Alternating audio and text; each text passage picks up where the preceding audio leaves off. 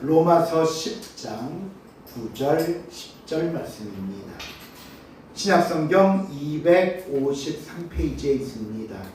로마서 10장 9절과 10절 말씀 제가 봉독해 드립니다. 네가 만일 네 입으로 예수를 주로 시인하며 또 하나님께서 그를 죽은 자 가운데서 살리신 것을 내 마음에 믿으면 구원을 받으리라. 사람이 마음으로 믿어 의에 이르고 입으로 시인하여 구원에 이르느니라. 아멘.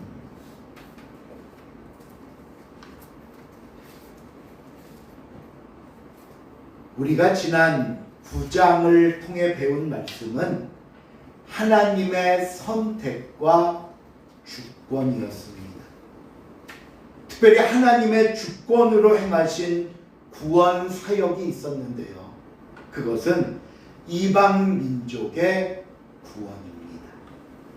하나님의 백성이 아닌 자들을 백성이라 말씀하셨고 하나님이 사랑하지 아니한 자들을 사랑하셔서 이루신 구원이었던 것입니다. 그렇다면 하나님은 어떤 방법으로 이방인들이 구원받도록 하셨는가? 우리가 지난 시간에 보았던 로마서 9장 30절 말씀을 다시 한번 보도록 하겠습니다. 그런즉 시작. 그런즉 우리가 무슨 말을 하리요? 의를 따르지 아니한 이방인들이 의를 얻었으니 곧 믿음에서 난 의요. 이방인의 구원은 믿음에서 난 의다 말씀합니다. 바꾸어 말하면 저와 여러분은 믿음으로 구원을 받았다 하는 말씀입니다. 믿음으로 구원을 받았다. 자, 그렇다면 여러분, 제가 질문을 하나 드려볼게요. 구원을 얻기 위해서는 믿음만 있으면 될까요? 다른 것 뭐 또 필요한 게 혹시 없을까요? 예, 맞습니다. 구원은 믿음 외에 그 어떤 것도 필요하지 않습니다. 자, 그렇다면 여러분, 우리가 믿음으로만 구원을 받는다고 하고 또 구원에는 다른 그 어떤 행위도 조건이 되지 않는다라고 했으니 이는 곧 그럼 구원받은 사람은 어떻게 살아도 상관이 없다는 말일까요? 구원받았으니까. 구원엔 다른 게 필요 없으니까. 아주 오래전에 제가 어떤 성도에게 그건 잘못입니다. 그건 죄예요. 말씀드렸더니 그분이 뭐라고 대답을 하냐면 그렇다고 천국에 못 가는 건 아니잖아요. 라고 대답을 하더라고요. 행위로 천국 가는 걸 아니니까. 언제부터인가 우리의 믿음과 삶이 이렇게 되었습니다. 구원은 오직 믿음으로라는 이 말씀이 자칫 그런 삶을 엉망으로 살아도 된다는 면죄부처럼 여겼다는 거예요. 나는 예수님을 믿습니다. 그러니 나는 구원받았습니다. 그러니 앞으로 내 행동이나 내 삶에 대해서는 일절 간섭하지 마십시오. 왜? 난 예수 믿고 구원 받은 사람이니까. 하지만 여러분, 이것은 굉장히 위험하고 잘못된 신앙입니다. 왜냐하면요, 믿음과 행위는 동전의 양면 같다고 생각하시면 돼요.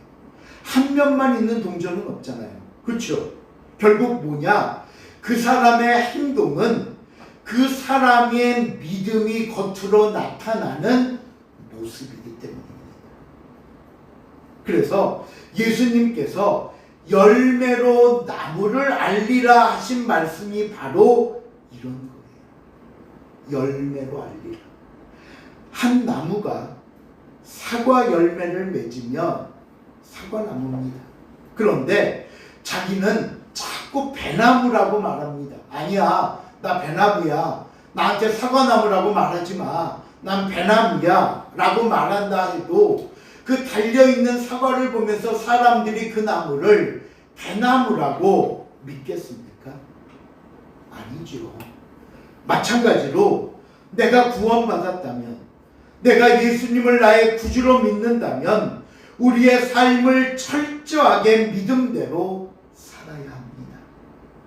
하나님의 말씀인 성경대로 살아야 하고 또 그렇게 살려고 노력해야 합니다. 그런데 말로는 예수님을 믿는다고 하면서 실제 드러나는 삶은 예수님을 믿는 사람처럼 행동하지 않는다면 그 사람의 믿음은 거짓이라는 겁니다. 거짓이다. 예수님께서 나더러 주여 주여 하는 자가 천국에 들어가는 것이 아니라 내 아버지의 뜻대로 행하는 자라야 들어간다는 말씀을 우리가 이해할 필요가 있습니다.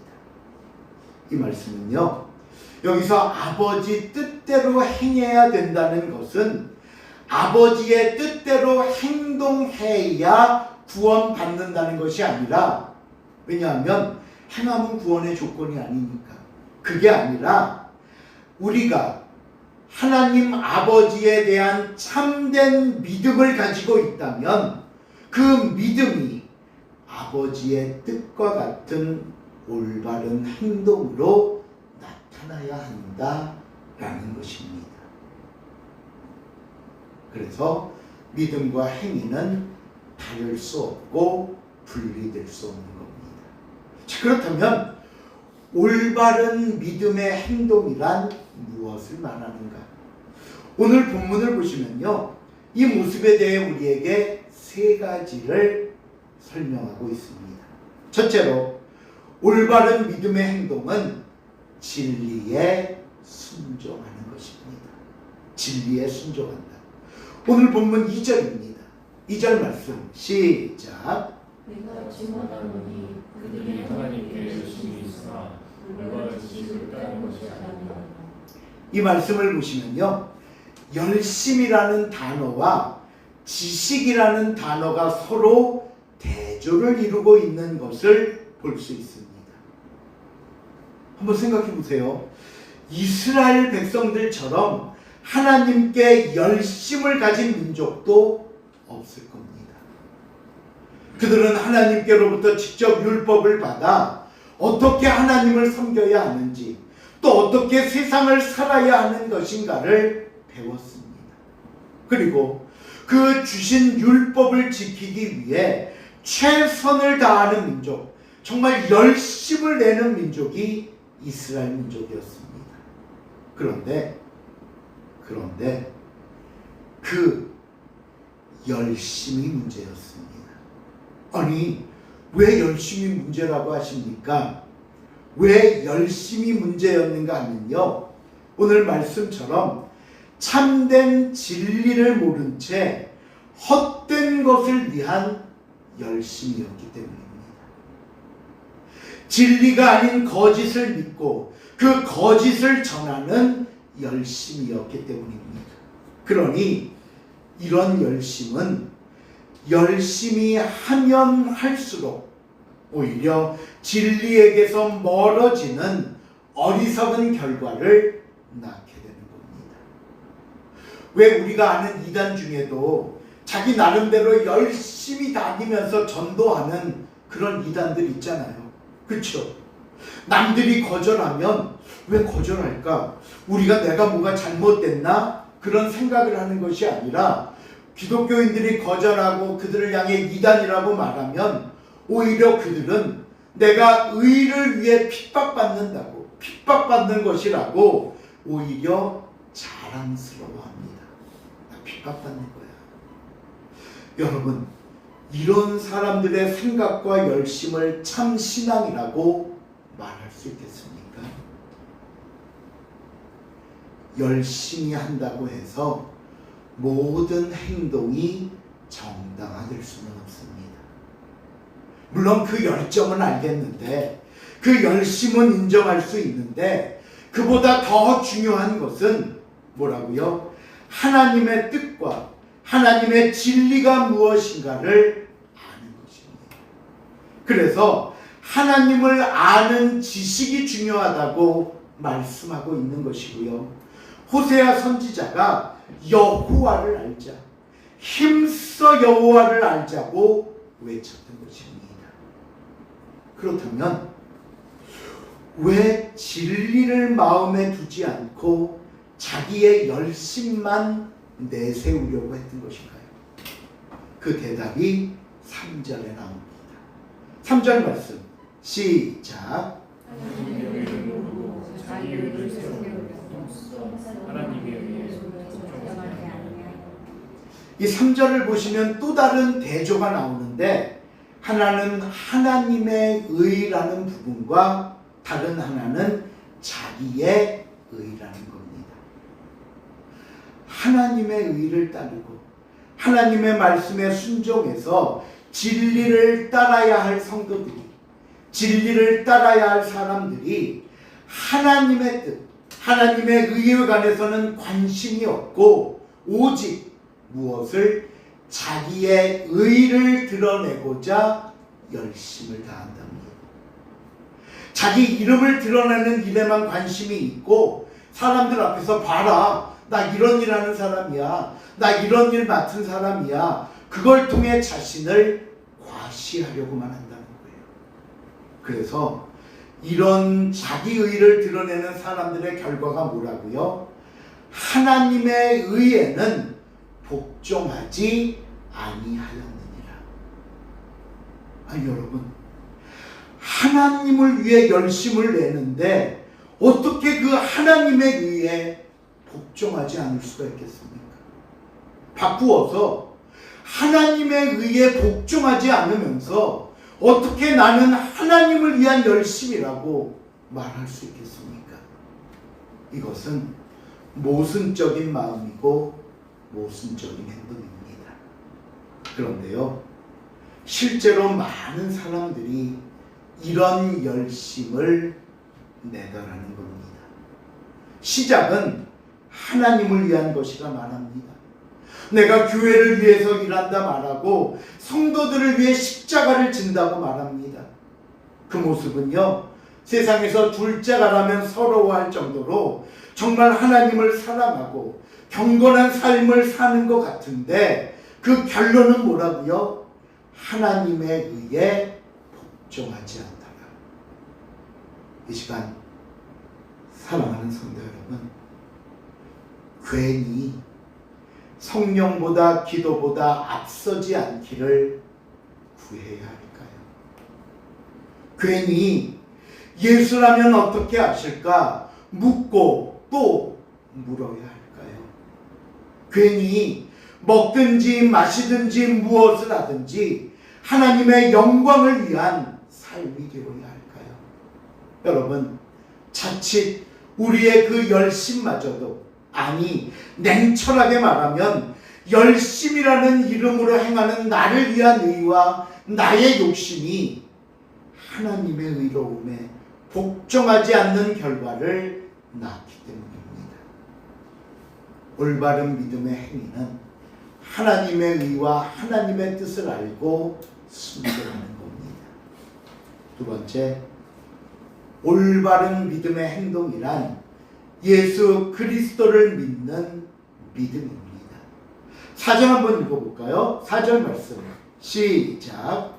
그리스도는 모든 믿는 자에게 의를 위하여 율법에 마치는 것이니.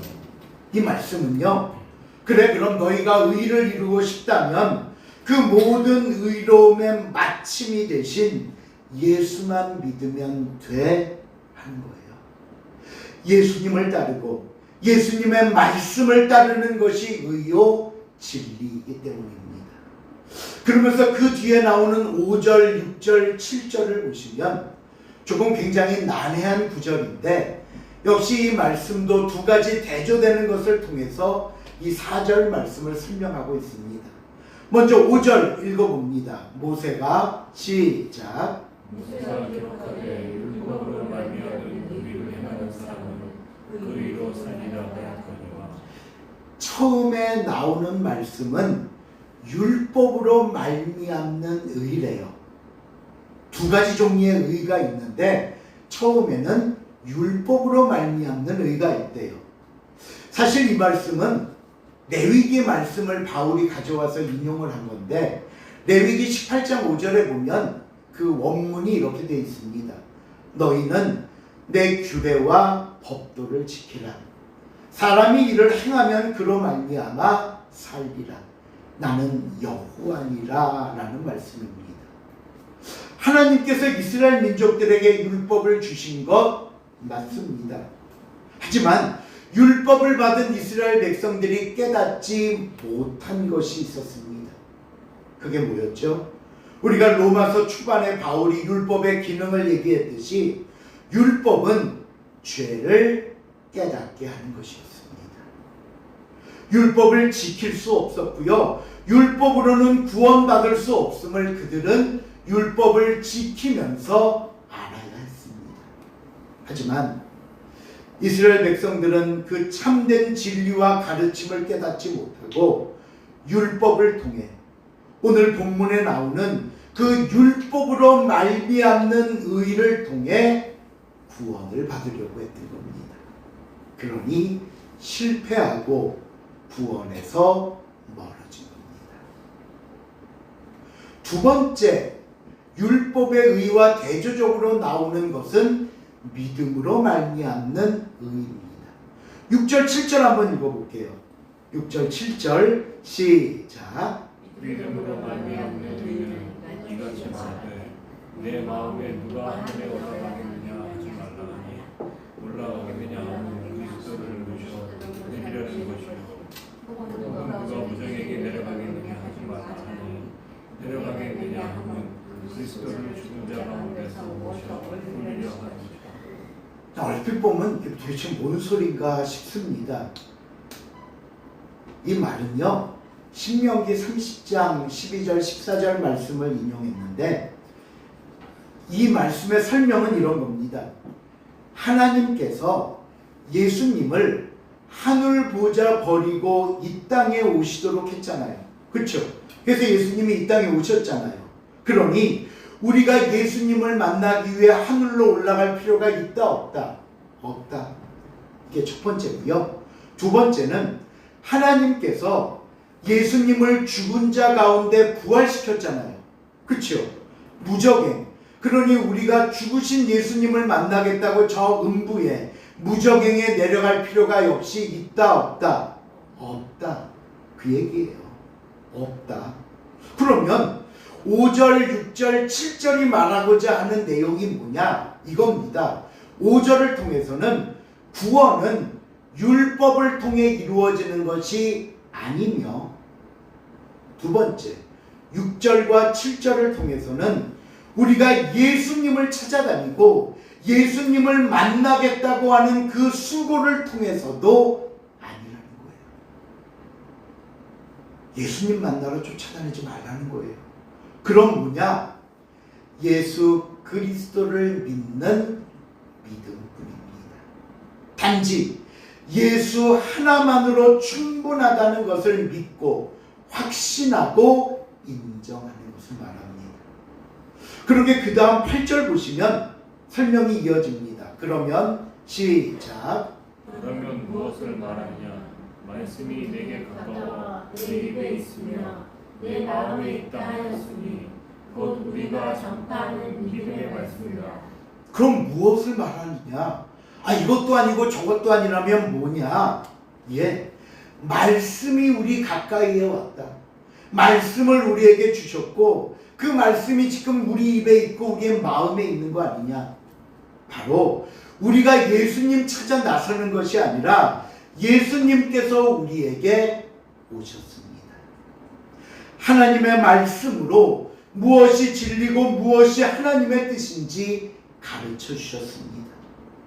이것이요, 기독교가 세상의 다른 종교와 다른 아주 중요한 차이점 중에 하나입니다.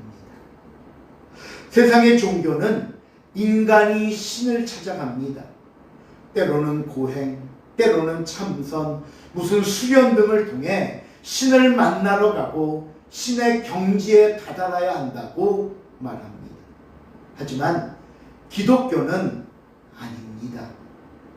하나님께서 우리에게 찾아오셨습니다. 우리에게 오셔서 말씀하시고 우리에게 오셔서 깨닫게 하시고 우리에게 가르쳐 주십니다. 이것을 신학 용어로 계시, 의존, 사색이라고 말합니다. 우리는 철저히 계시에 의존합니다. 여기서 말하는 계시란 하나님의 말씀을 의미합니다. 우리에게 주신 말씀에 의존해서 사색하고 생각하는 겁니다. 그리고 그 결과 예수 그리스도뿐이라는 사실을 믿고 그 구주이신 예수를 의지하는 올바른 믿음의 삶을 사는 것, 이것이 올바른 믿음의 행동의 두 번째인 것입니다. 예수 그리스도를 믿는 믿음뿐이다. 마지막 세 번째로 올바른 믿음의 행동이란 믿고 시인하는 것입니다. 9절 한번 읽어볼게요. 본문 9절 시작. 내가 만일 내 입으로 예수를 그리스도로 시인하며 또 하나님께서 그를 죽은 자 가운데서 살리신 것을 내 마음에 믿으면 구원을 받으리라. 오늘 바울은요, 구원을 받은 사람은 자신의 입으로 예수님을 시인해야 한다고 말하고 있습니다. 여기서 이 시인하며 라는 이 원어는 법적 용어입니다. 마치 어디 그 재판장에서 내가 증인 선서를 하듯이 내가 법적인 책임을 지고 서약하거나 약속한다 라는 의미입니다.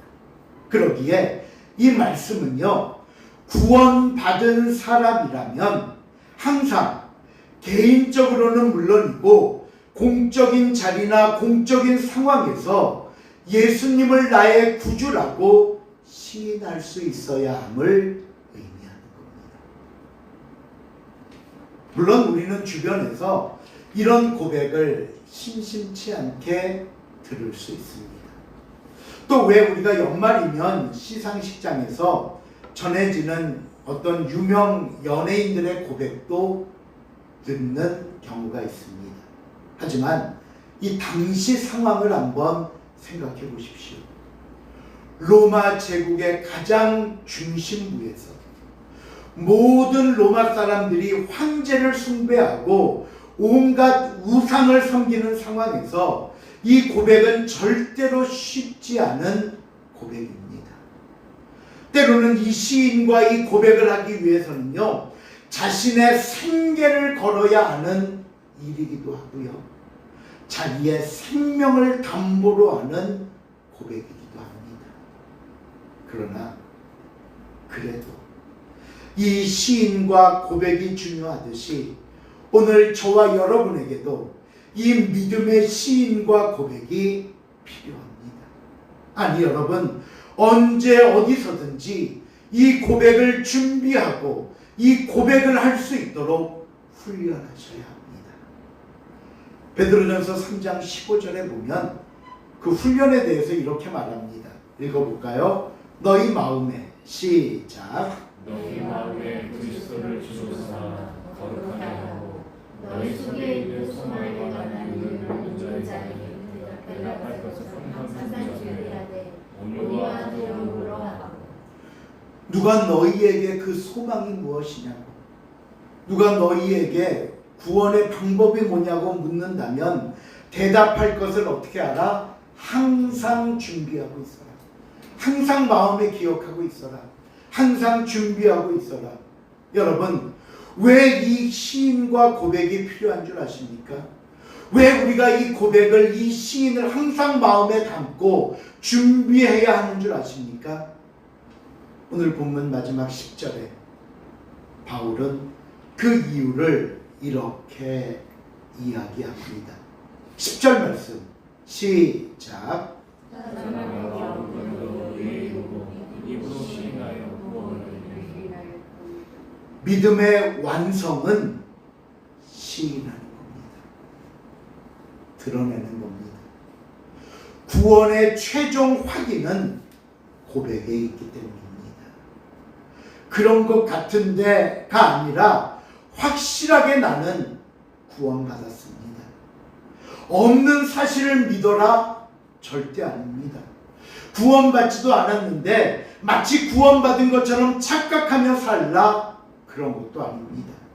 이미 저와 여러분에게 주어진 사실입니다.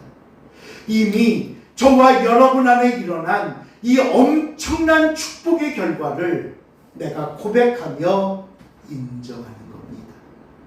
여러분, 이것이 올바른 믿음의 행동이자 생각이라고, 삶이라고 성경은 우리에게 말씀합니다. 말씀을 맺습니다. 성경은 믿음으로 구원받은 우리가 해야 할 올바른 믿음의 행동 3가지를 가르쳐 줬습니다. 첫째, 진리를 알고 그 진리를 행하는 열심을 내는 겁니다. 둘째, 저와 여러분의 구원에서나 우리의 삶에서나 오직 예수 그리스도뿐입니다. 세 번째, 구원의 확신을 가지고 항상 시인하고 고백하는 삶이어야 합니다. 여러분, 이 가르침을 그리고 이 교훈들을 항상 기억하면서 오늘도 마음으로 믿고 입으로 시인함으로 참된 그리스도인의 삶을 사는 저와 여러분이 될 수 있기를 주님의 이름으로 축원을 드립니다. 기도하시겠습니다. 하나님, 감사합니다. 우리를 자녀 삼아주시고 우리에게 구원을 그리고 자녀됨의 삶을 살게 하신 것 감사를 드립니다. 진리를 알고 그 진리 안에 열심을 내게 하시며 그 가운데서도 오직 예수 그리스도뿐임을 그리고 그분을 믿는 내 믿음이 고백과 결단과 그리고 복음 전하는 것으로 나타날 수 있도록 주여 도와주시옵소서. 감사드리오며 예수님의 이름으로 기도하옵나이다. 아멘.